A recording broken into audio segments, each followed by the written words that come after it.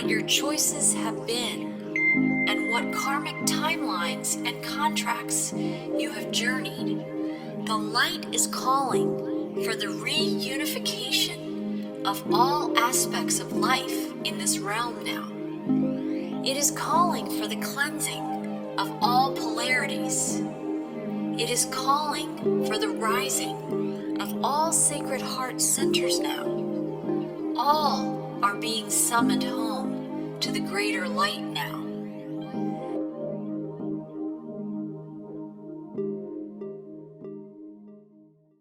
Hi, everyone, and welcome back to Whole Soul Mastery's Live Well, Live Whole podcast series. I'm back again today with Ameera Atlantis, and I'm so grateful that you're joining me. We're going to talk about some poignant topics, as we often try to do. The last time we met, we talked about Maui and the deconstruction and the reconstruction and finding our way through some of those frequencies. And when I tune in my own life, and I also listen to people around me and the clients I serve and help, I'm going to bring a topic to our conversation today that I've called interdimensional stress, because a lot of people are feeling things that they may not be able to name, because there's these realms of consciousness that are coming into our consciousness. And even people who are not aware of that, they're feeling the pressing in of more and the unknown at the same time. There's a expansiveness, there's a crumbling happening. We're trying to maintain this. Some people are trying to maintain, like, we still have mortgages or rent and bills to pay and laundry to do and, meals to cook and things like that. And at the same time, we feel something tugging us potentially to new templates and new adventures, and maybe letting go of the things that have organized our lives. And whether it's conscious, some people it's fully conscious. Some people feel like they go into their 3D job every day and they're doing it, but their mind and their heart and their consciousness so wants to be totally someplace else. And they feel the rub of that. And I would call that a form of interdimensional stress. And some people are totally unaware that they're being pulled in other directions, and they just think they've got this, like, more, and I think in my videos, I think I call it myopic vision. It's just tunneled in, and they're doing their comfort, like their circuits in their day. You wake up and they do the same things, and they're in their routines, and they keep doing the life that they've always had. Meanwhile, a lot of the earth is like changing, like the templates that have organized human behavior and systems and the way the world moves and breathes and works is crumbling, and they don't know it. But they're probably sensing something about that, like, vibrational avalanche that's going on. Right. So to me, there's all different kinds of ways that people can experience this interdimensional stress, of like this awareness of things are happening in multiple realms and we're feeling it. And I thought maybe we could talk a little bit about that, because you always bring some amazing perspectives to these conversations. Oh, thank you. And, I think there's really like two camps of people right now. The people who are consciously and very hyper aware of the interdimensional stress and of all these things that are starting to move and shift and change, and that will ultimately change. Then there's the camp of people who have maybe the tunnel vision and the myopic vision, because they know something's trying to change, but if they ignore it, maybe it won't. Maybe it'll go away. Right. If we just focus on this and, like, keep my head down, I won't have to look at, like, these looming energies or these looming thoughts and things that I'm sensing that really scare me to death. Because let's face it, it's scary for humans, this level of change and the way our lives have been organized, in such a way that right now we're really on the threshold of having all of that not really exist in the same form we're used to. It's so wild, I think. And you said in our last podcast, you were talking about, we're finding discomfort in what has comforted us, right? Yeah.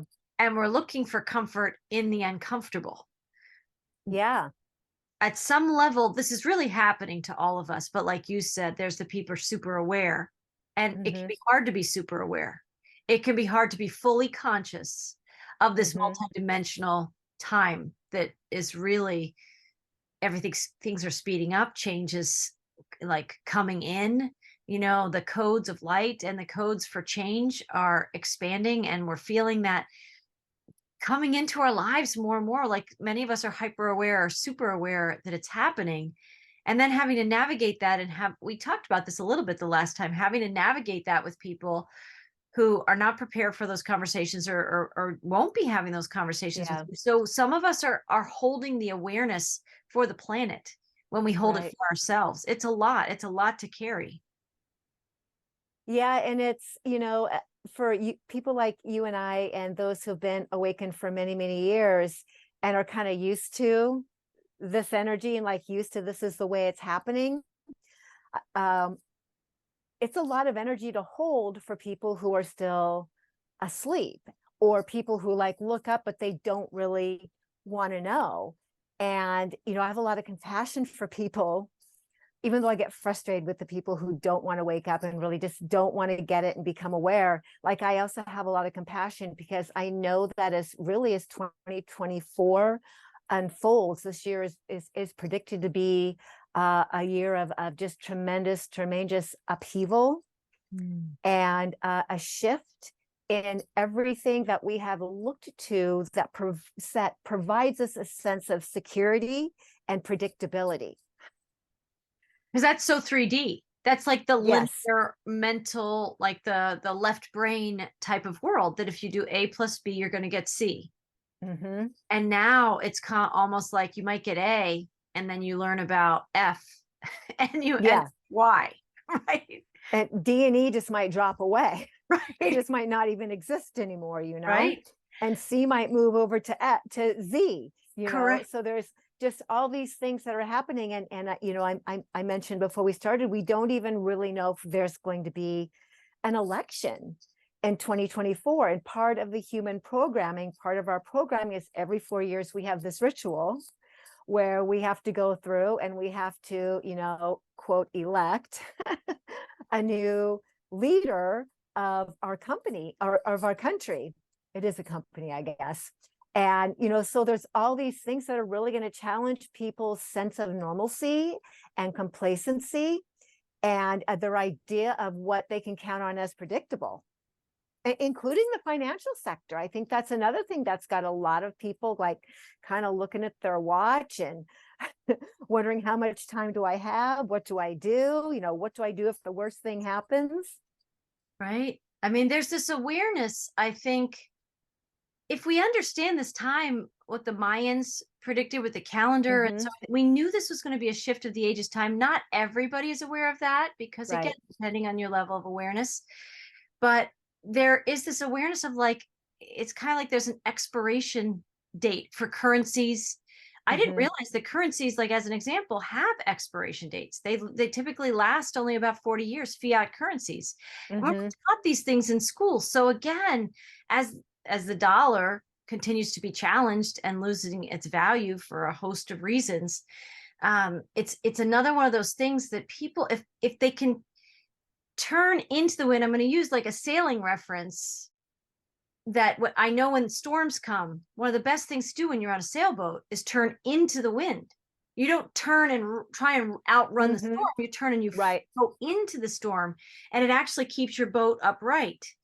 And I think this is the same kind of thing, as we see things crumbling and shifting in old systems that used to support, or we thought they supported our lives and created that sense of predictability and reliability and safety, right? We realize that the safety really comes in our like inner coordinates, like inner skills that again that we have within us. And I think it's our internal navigation and guidance system. Right. That tells us the only way through is through. Right. The only way through that storm and through that wind is to meet it head on. Right. Yeah. And the mer people, like going, like they know that, like you're such a messenger of that, right? Just your past lives, the wisdom that you bring into this life, that's been so much of your message on your YouTube channel, right? Ameera Atlantis. And why don't we talk a little bit about how you are turning into the wind as you feel these winds of change? you're feeling a call that you're turning towards, right? Yeah. I think it's a story that might empower other people to turn into their own wind, right? Yeah, sometimes your soul has a calling, or you feel a nudge or an urge from your soul that you just can't ignore. And it defies all maybe logic and expectation of the people around you. And you are really tuned into your soul when the message that you get is not erratic or panicky. It is just peaceful and succinct and calm. And you just know this is the message and this is what I need to do. No matter how logical it sounds or doesn't sound to your left brain, when we get called out by our soul, there's really only one choice, and that's to go into the wind. And we can say no, and we can stay, step off of that calling. But usually what happens is, the tornado, the hurricane comes and picks us up and lifts us up onto the trajectory of some kind of lesson or learning or timeline that we really didn't plan on experiencing, because that call of our soul, that call to our true north, really is in alignment with destiny and purpose on this planet. And every single person on this planet, we all want to know our purpose, right? We all want to know why we're here and what we're supposed to do.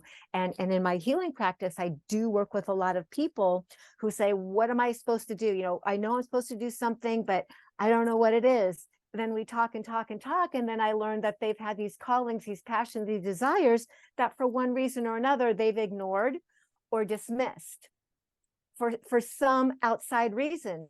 And they come to realize generally, well, it's been within me all along. This is and I've been diverted and detoured all this time with these superfluous things, ignoring the call of my soul. So yes, I got a call 8 years ago, well, 10 years ago, really, to move to Kauai. Great big moves. Like I came here and I visited 10 years ago, and I just knew this is where I needed to move my life from Portland, Oregon, despite all the ties and the connections I had there. And, I'm preparing to honor the call of my soul again and make my second trip over to Europe and Portugal and Spain, because my soul is telling me that the temple of the new Earth Atlantis is meant to be built and co-created with me on that land. So 9 days from today is what is the date 18th? today? It's the 18th. The 18th, yes. I don't know whenever you all are watching this, by the 27th of September, I will be well on my way on a very long journey to find out what Atlantis and Europe is all about and has in store for me. Wow. Can you tell us a little bit about that? Because I hadn't thought that Europe was Atlantis, or a big part of Atlantis. I always think about the eastern coast of the US, right? The eastern coast of the US is very Atlantean, across the Atlantic and into Europe. Yeah. So, last year, this is how this whole thing kind of started. Last summer, I was on my favorite beach, and I felt this calling to go to Europe, and I just felt this internal. And I'd never been to Europe before. I've never been anywhere before. And I was at the beach and I was praying for a sign. I was like, and I had my eyes closed and I was standing in the water and I had some shells in my hand. And I was just praying to my people, like, if it's really time for me to go to travel, please show me a sign. And I opened my eyes and there was a small pod of dolphins skipping across the water in front of me.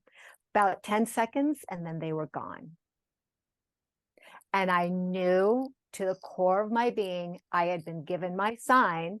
And if I ignored that, what was I even doing here?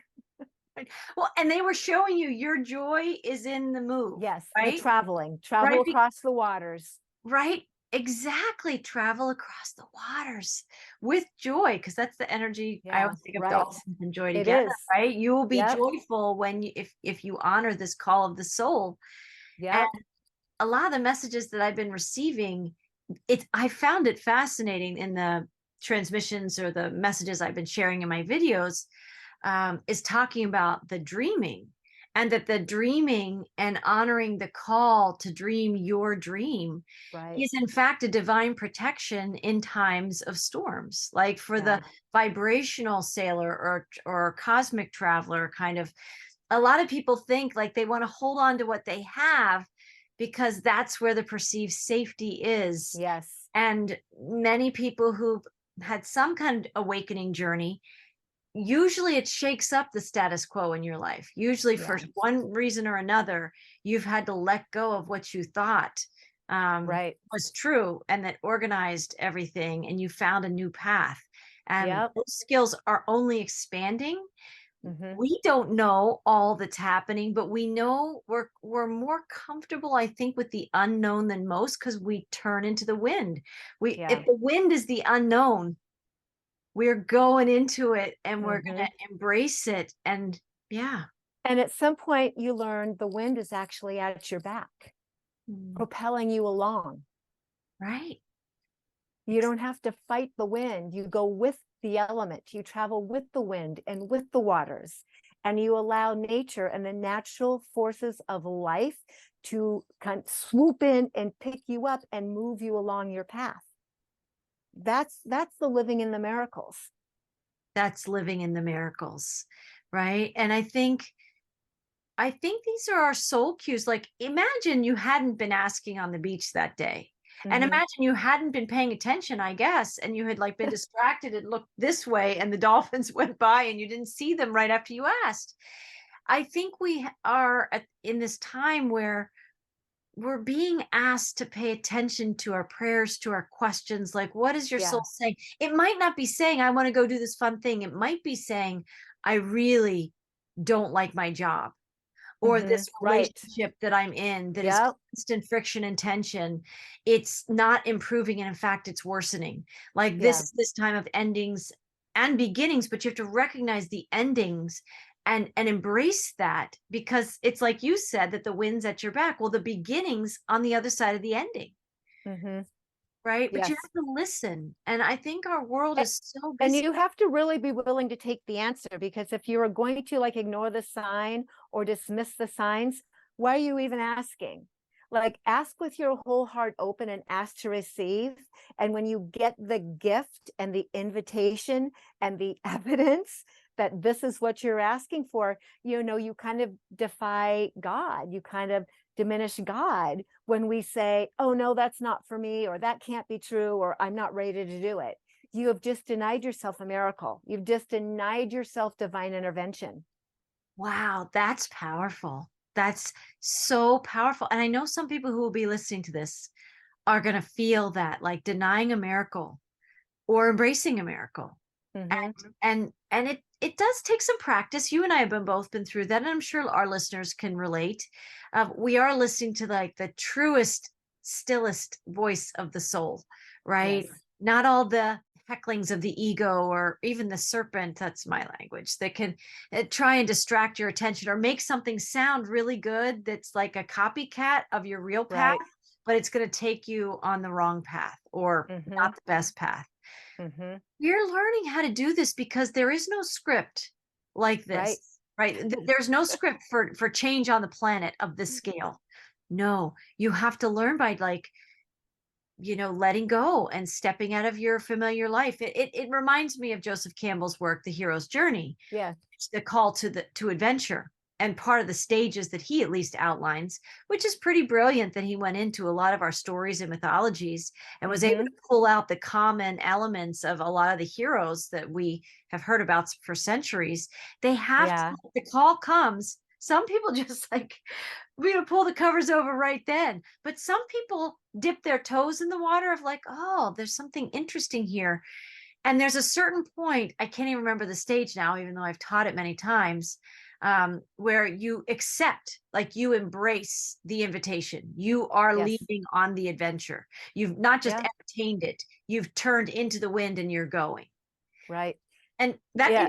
interdimensional stress, I think, is happening for people, that the call is out there to everyone. I'll just say the call is Mm-hmm. delivered to everybody. In some way, and somehow your own unique way, the call is there for you. It is. And they might just be like, well, maybe I need to look. Where is a call in my life that I'm not recognizing? And give people need to give themselves some time, because in the hero's journey, not everybody knows it the first time that they hear it. They have to develop that relationship with their whole heart and their truest Right. wisdom. But as you listen, more breadcrumbs come in, and it will be confirmed. I often think the voice and the call of the soul is going to take you into uncharted waters. It's going to Yes. take you into places that you've not been, where you think you don't have the skills, but in fact, you've prepared in other lifetimes to Yes. be like masterful with your skills if you'll just let yourself have it. Yeah, and I love that you brought in and spoke about preparing. We have been prepared in other lifetimes for this mission. And with the invitation and the accepting of the invitation, we're actually weaving new archetypes and new myths into the timelines. Like we are weaving new myths and archetypal energies of the exalted humans into the timelines. Amazing. Wow, I love how you said that, exalted humans. What does that mean for you, exalted humans? To be exalted, so that to be exalted is to be in your most premium state, to be in your fullness, or be in the very best capacity. Like if you want to go to astrology, when, like, for instance, Venus is in Taurus. Venus is exalted in Taurus. She's at her highest, most profound, powerful state. So for us to become exalted humans, it means stepping into a new level of sovereignty and self-authority and self-government and management that we have not experienced before, because all the conditioning and all the programmings, humans are pack animals, we're tribal animals. We've been taught for many, many lifetimes that we're not safe unless we're with a tribe. Like unless you're with your family, or unless you're doing these tribal things, whether that's, your church, your community, your family, whatever it is, like that's where you're the safest. And anytime, anyone of us tries to break out of that, no matter what there's resistance from the tribe, right? And so as we are learning, that's a big lesson. So many of us are learning to break out of the conditioning and the patterns of our family, whatever that means, and to go on our own hero's journey. And for me, I know, like my story, it's created a lot of resistance in my family and a lot of hard feelings and a lot of confusion, because I'm the only one who did that.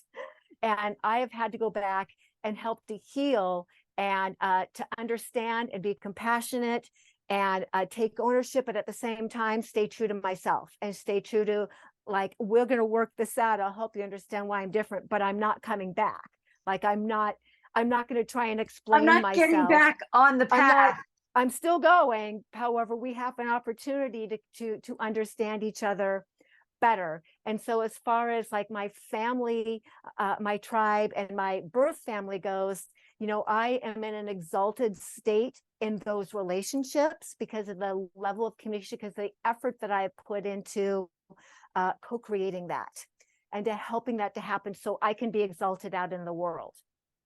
It really is important. Like our lower chakra energies are they're so important to clear, to heal, to understand, to make peace with, to all that conditioning, all the things that go in there from your ancestry, like being with that, not defying it and denying it, but transcending it.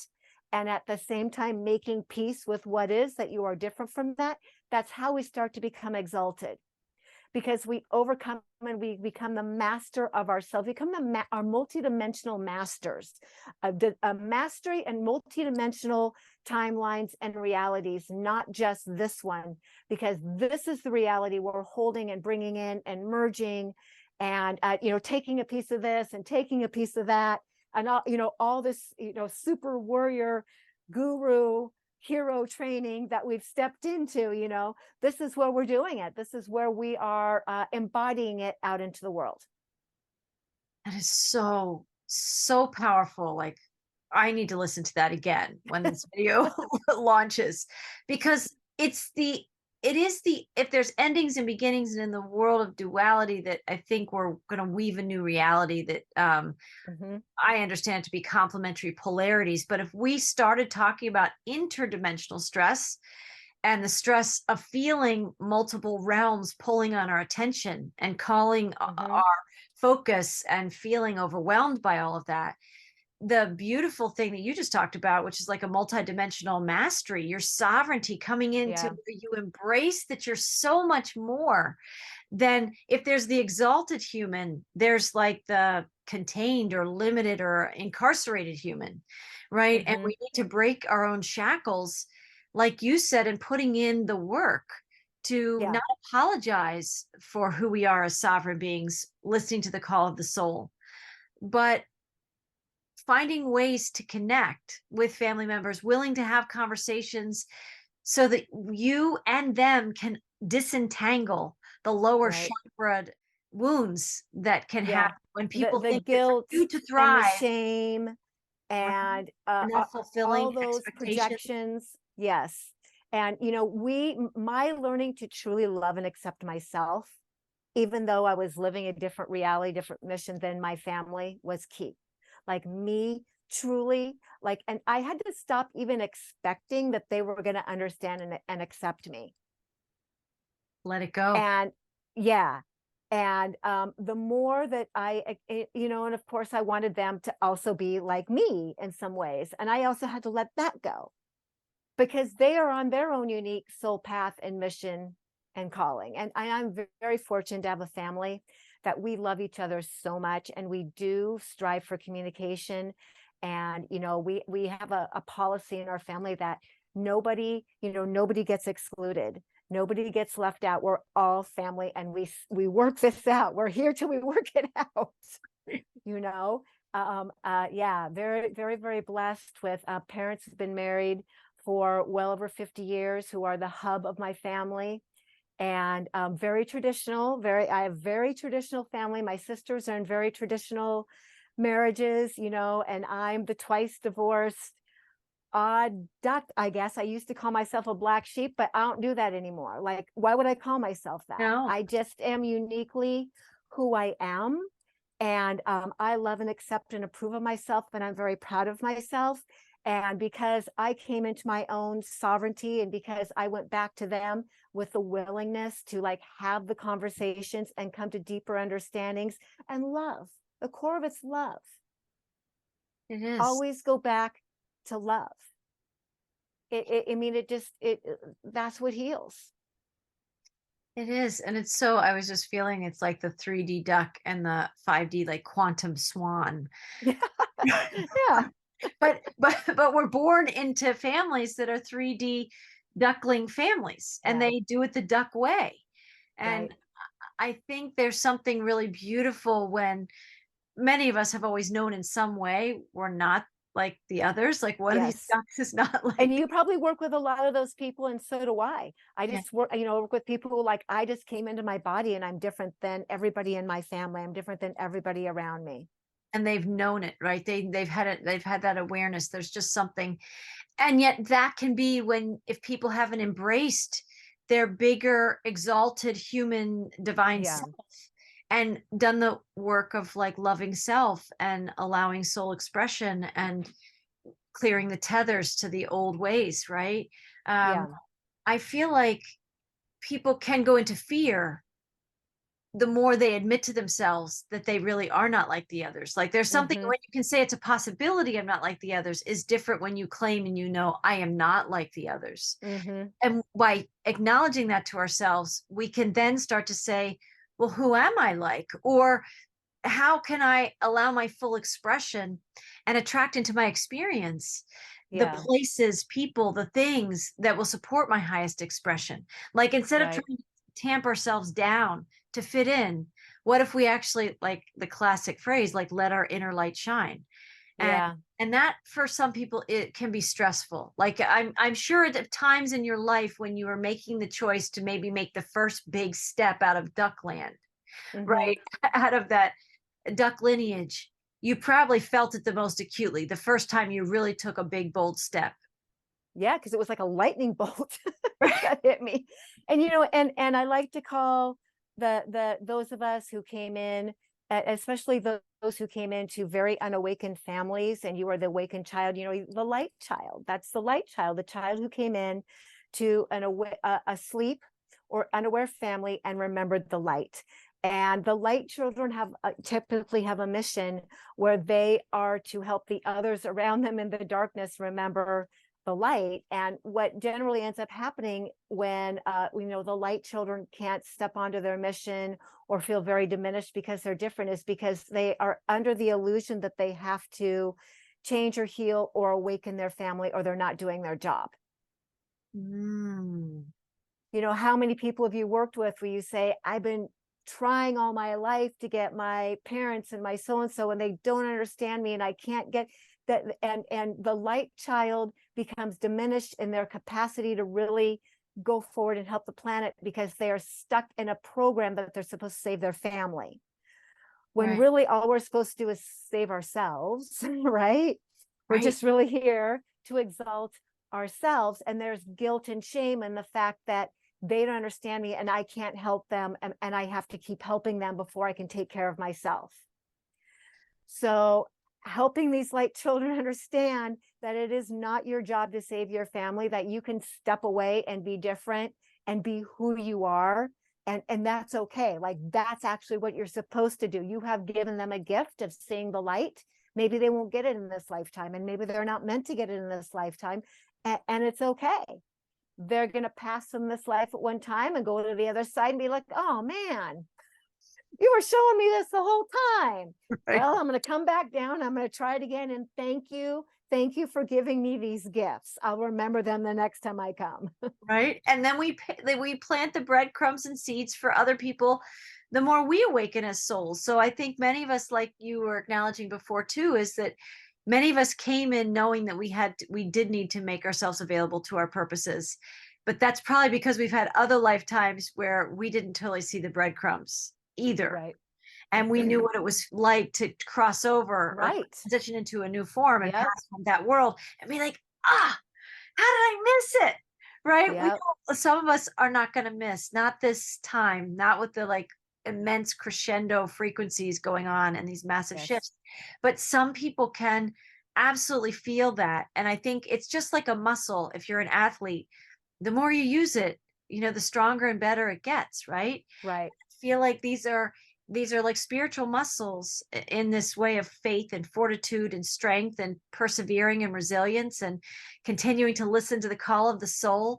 It requires a different kind of like cosmic athleticism, Yeah. where we have a fitness for it. We have a strength that develops through choosing you and Right. trusting that other people will see that you created a little, opening of light for them to see a little deeper into their own lives. But we're both acknowledging that it also sometimes, especially initially, when you come to realize that you can't change anybody else, and I've done it. I've tried to change many family members before I got the memo from myself, and I could see my own until I could see my own pattern of Yes. like, wow, number one, it's not working. I've only Mhm. increased the tension or whatever it might have been. And really it like we're not respecting their sovereignty to be right where Right. they are. Yes. And so if we're asking to be respected for our sovereignty, but we're trying to change them so they can get us, it's not really like a true exchange, right? And This is the key. We all want respect, but in return we have to respect. And there's contracts within contracts, our lives and the layers of our lives and the things that we're here to do are very complex. I had contracts with 3 children and 2 men that I needed to marry to bring these children into the world, and the life or the foundation that I was supposed to give them before I had my awakening and could go on and do the Ameera stuff. At first I had contracts through mom stuff. right. And so I've worked with a lot of parents, especially women, it seems, who are like, I have these kids and I love my kids, but I know I'm here to do something greater. Like, I know that there's like stuff, but I got, diapers to change and laundry to do. And I get so frustrated sometimes. And I remember being back in those days, when my kids were younger and my littlest was the youngest, and like, wow, when they get older, when they grow up, I can't wait to go to all this cool stuff my soul is telling me I need to do. Right. And the beautiful thing is when you can admit that to yourself, like don't push down or suppress the call that, you're a mom, which is amazing. Like the mothering, I think star Yes. seeds can do is extraordinary. It's kind of Right. multidimensional mothering, even though it may not even get that understanding from people around us. But it's not one or the other. It's not like you're a mother or you have this powerful mission. It's all part of it. Right. And I think for people listening to this who might still be changing diapers and have that call, it's not 20 years away. You can be doing little and small things every day Yeah. that's It's weaving putting, it into your everyday life. Yeah. In whatever capacity you are able to. And sometimes when you're, a mom or a dad, that's not easy because so many other beings and jobs and things take priority. it's true, but you get really creative if you're really committed. Hmm. I think that's when my schedule flipped for me when I had small children, and a lot was required of me. I mean, like all parents during the day, but I started staying up an extra hour, hour and a half at night when everybody was in bed and the house was quiet. Like that was my Hmm. writing time. Right. Wayne Dyer, I think, got up like he probably went to bed Yeah. was up at 3 or 4 writing, and he had 8 kids. Right. um, Yep. and a lot of things going on in his life, but that's how he found the solitude to bring through so many of the messages that have touched so many lives. So what I found is our ego minds will say we don't have time for that, or it's going to be a Hmm. long time before you can have that life, and the ego will paint all kinds of pictures that'll basically tell you you can't be who you are. Yeah. But the truth is, that's the ego's way, because its job has been helping us survive in a really small, tight world. We're so much bigger than its perceptions, and we have to like there, like give it a little snack and let it Yeah. like, and then go play. And when we're playing, it's not threatened. That to me has been my work around the ego, is that I do something that's playful, whether Hmm. like for you in like allowing the thoughts of like following the call of your soul to look across several ponds and go where you're going in another week or so, right? Hmm. You just had to probably allow yourself to dream it and feel it. And I think the ego is not really threatened by those feelings and playing and Yeah. explorations, right? It's when we actually start to buy a plane ticket or put together some kind of business plan and put some money, then the ego's like, whoa, whoa, whoa, you need my input here, right? Yeah. But if you've already seeded the feeling and you've already Right. played in the vision a little bit more, it doesn't have as much weight. It doesn't have as much control. And you find yourself, you can play your way there, which I think is like the dolphin energy, right? And, Hmm. right. I think, Yeah. We're all on time locks. Time locks go off at different parts of our life. And we don't normally know what's going to happen after that time lock went off. Like, 20 years ago, 15 years ago, when I had my awakening and I was starting to, think about what I wanted to do with my gifts. If someone had said, you're going to be living in Kauai, and then you're going to go to I would have blown my circuits. Like I would not have been ready to accept that information, because the life that I was living was so far removed from anything I'm doing right now, that like God always has a plan of when you start to move through the shifts and things start to change. And sometimes, I try to like rush things along. I'm always not always a very patient person. I try to rush timelines and try to rush, like, I'm patient. I want it and I want it now. Right. And now I look back and I'm like, oh, well, if that would have happened to me a year ago or 6 months ago or whatever, I wouldn't have been ready. Like I wasn't in my alignment to help this to happen. So now even thinking about this trip where I'm going to be going, and at some point next year, I do feel like I'm going to move, but I'm really in a place of I'm going to let it unfold as it needs to unfold and not push the timeline, and let the miracles be handed to me to make it be graceful and seamless. Like I'm learning that art. it's another level of the exaltation, right? Another level of mastery, not to get mad at God because I don't have it now. Right. And what I love hearing you say is, though, you're honoring the call and you're stepping into it, but you're not attached to the time. like we can step into a quantum life, we can step Yeah. into a more like soul aligned life, and we can still push the river.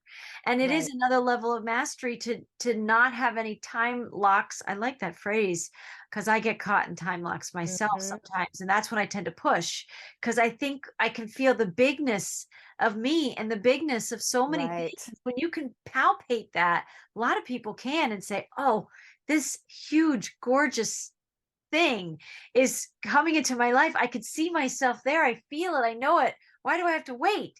Right. Yeah. But I think these are all levels of mastery where we're learning how to let go more and more of the anything that tethers us, or that would make what's naturally easy hard. Mhm. And if Right. right. And so it's huge what we're talking about today, because we're playful, and like I'm sure if you get impatient with time, and I myself, that's probably my biggest thing, is working out my impatience with time, because I feel all the other realms, and time is not quite as Mhm. dense there as it is here, you Right. know. But as I work through that, the more playful I can be, the less I worry about time, Yeah. the more I'm playing my way there, or allowing the right brain, which is like the divine feminine, which is fluid. She lives outside of time. She's not worried about time, the feminine frequency. Right. So when I can enter that space inside myself, I find that the other things relax, and then I don't have any locks. I don't get locked up. Well, and another way we can get locked up is when we are dragging along or staying connected to relationships and situations and jobs that aren't aligning us to our destiny. It's a big one. Yeah, and that has been a really big lesson for me, is like being brave enough to let go of things and people and situations that are keeping me in a comfort zone at a level that is not supporting my soul path or my soul growth. And like really being aware of that, of like how we self-sabotage. Sometimes I think we self-sabotage and we keep those things around. So because we're a little bit afraid to grow, and what's going to change if I do grow? Like, what's going to change? Am I going to be safe? Am I going to have enough money? Am I going to, all these things go on in our head. So we like come in and unconsciously usurp our own best efforts until we figure out. We do. We become our own usurper. And the Mhm. serpent, or the denser energy here, doesn't even have to do a thing, because we do it Yeah, we for do it them. ourselves, We do right? it ourselves. Right. Right. And then when Yeah. you realize that you're the usurper, then you just have to also feel these feelings. I think a lot of what we're talking about is like the quantum swan energy of like Mhm. one of these is not like the other, where in that tribal mentality of the conditioning, that might be one of the greatest guilts that people have, is like breaking away from the pack, not swimming with the salmon. Yeah. And if we Yeah. can just allow ourselves to be a little bit different, you actually start to realize, like, I don't know, the air can be sweeter when you're not breathing the stale air of the pack. Yeah. There's something really nourishing for you in this new breath, while at the same time, you can feel you just might have disappointed a lot of people because you didn't play your part in the old system. And Right. there is a rub there. I mean, we just learn to navigate that. But if you take small steps, and you don't have to take one big giant one initially, say there's a family gathering, and for 50 years, they always do this one thing on this one weekend. That's an example. I'm not telling anybody what to do, but that's an example where you could say, this year I might actually plan a trip where I have a conflict with going. I'm going Mhm. to go do this thing for me at the time that they're all going to gather. And you practice letting them have that gathering, wishing them the best of times, right? Because Yeah. a lot of people in the family, it's like Christmas getting together like that. But you give yourself permission to let them have that while you have something else, and it may create a portal of energy that allows you to go a little bit, and you're not so in the lock of Yeah. that timeline with them to fulfill your part. Right. Right, the people who are trying to straddle those worlds, like, that's getting tougher and tougher, and probably nearly impossible very soon.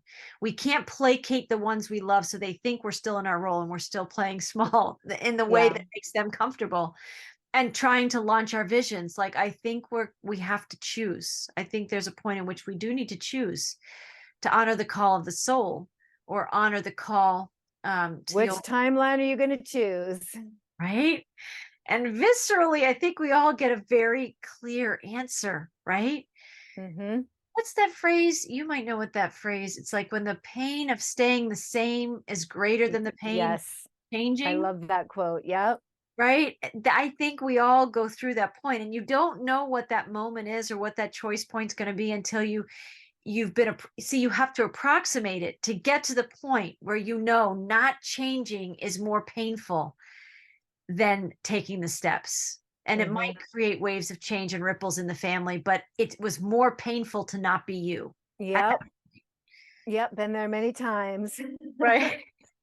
Right. And you and I could both say it is it's something very valuable to hang out with people who've been on this journey a little bit, because that's your quantum tribe. And it doesn't mean you're not going to have your family tribe. You're always going to love them, and you're going to see them, and you'll visit with them.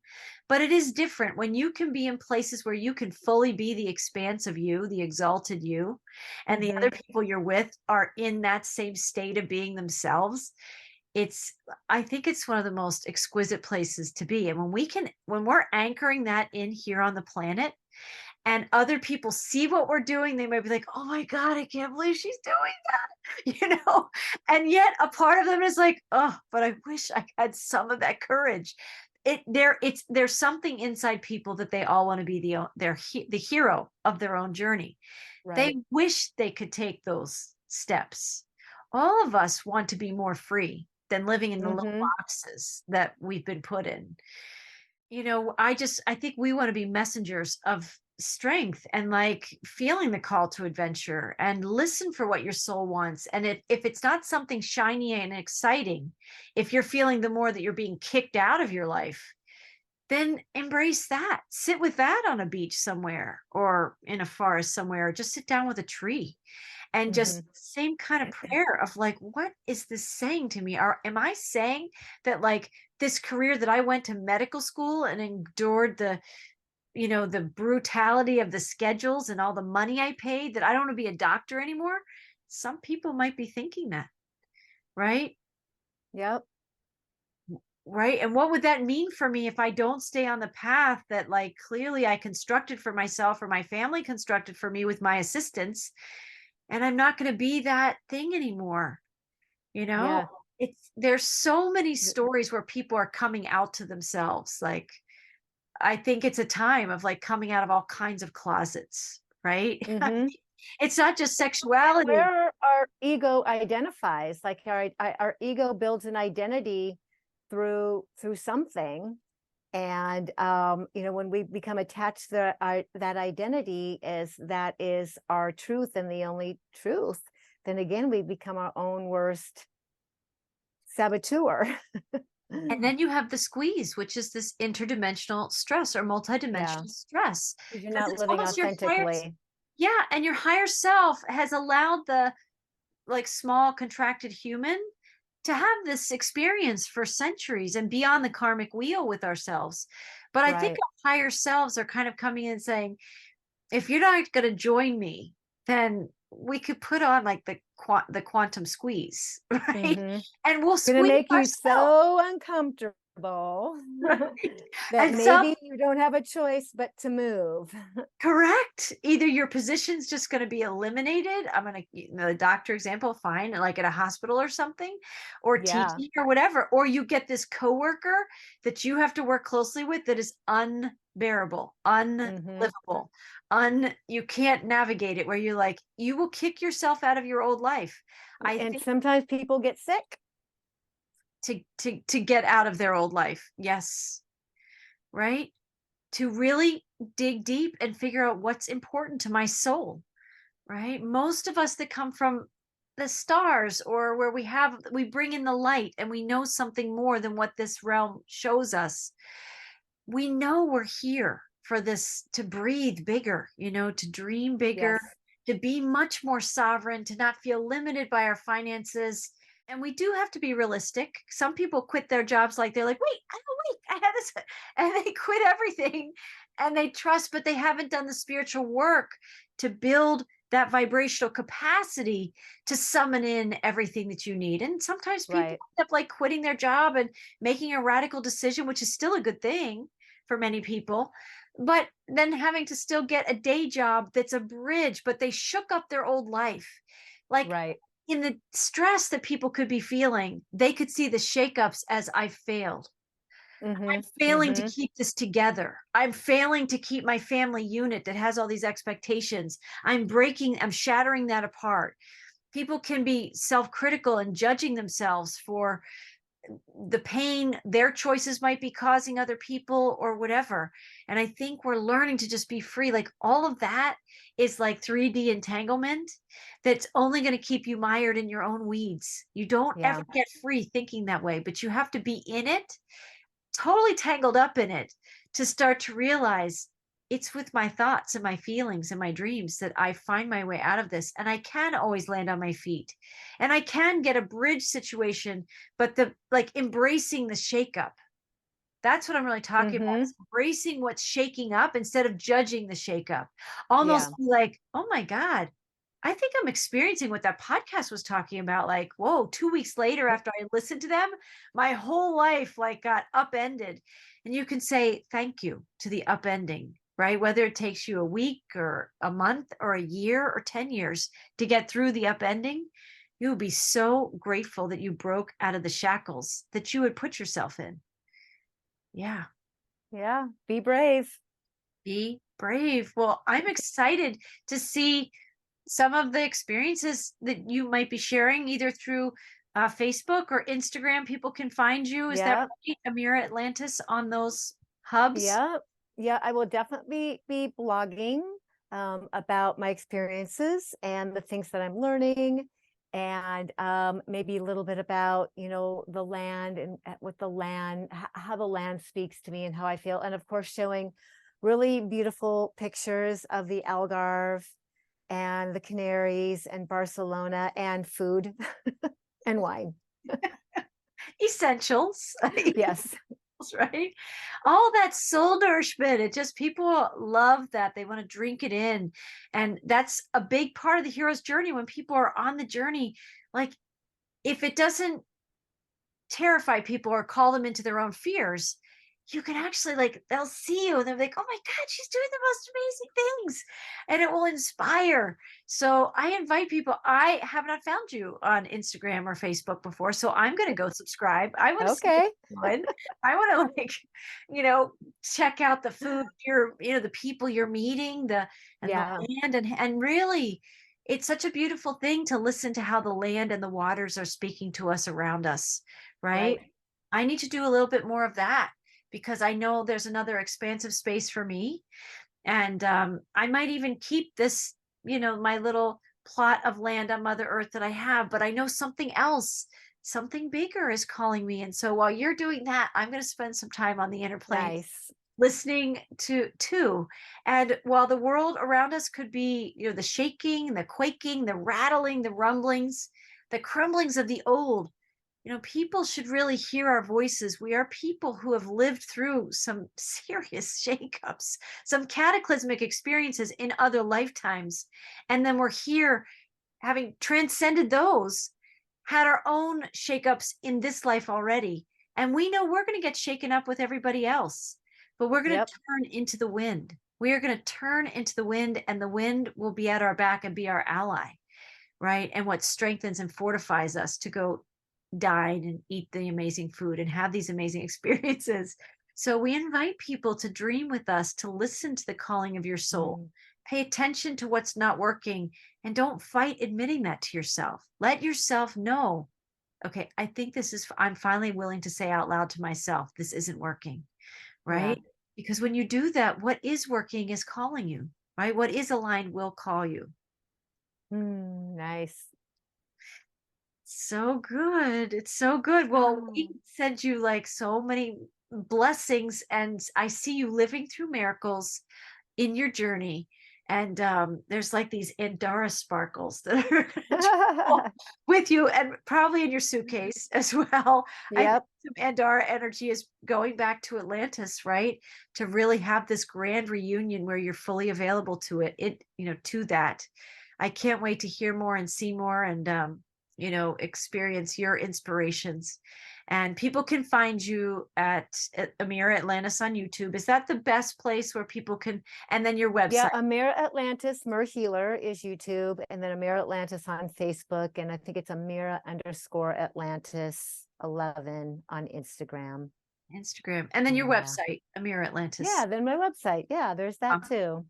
So people can find you in all of these wonderful ways. And I want to thank you for spending this time with me to surf these waves of change and share energetically. I think more energetically is what our message was today. People can see in our faces a joy and an eager anticipation versus fear and shrinking. It's not time to shrink. It's time to get bigger, be biggie souls. It's time for the biggie versions of all of us. So, yep. And most of all, remember, there is no finish line. Life itself is the goal. Yeah. Right. So beautiful. Right. And we're exactly where we're meant to be, and just open to it and have conversations with it. So thank you. Thank you for joining me. Thank you, Marie. Yeah, it's always so fun. And hopefully we'll do it again on the other side of your trip, and we'll hear a little bit more. I'm sure you're going to have a lot to share when you get back. And I want to thank our listeners for tuning in. And if you're experiencing any interdimensional stress, if you're experiencing multidimensional stress, Ameera is available for coaching. Yep. I am as well, right? We people who have been there, and sometimes you just need like a mentor for a few sessions to like walk you in the first couple steps onto the bridge into your new life or new experience. You don't have to do it alone. It's important to remember that. So, please, people, feel free to reach out to one of us if you need that support or you feel that calling. And we'll see you again soon as we all surf and navigate these changes and learn that our most aligned space is that cosmic coordinate inside ourselves, which means we're really cultivating these inner listening skills now. We really need to listen to the call of the soul. And there will be less stress and more joy, more dolphin energy. So thank you. More joy. Hooray for more joy. Right? Okay. Thanks, everyone. We'll see you soon.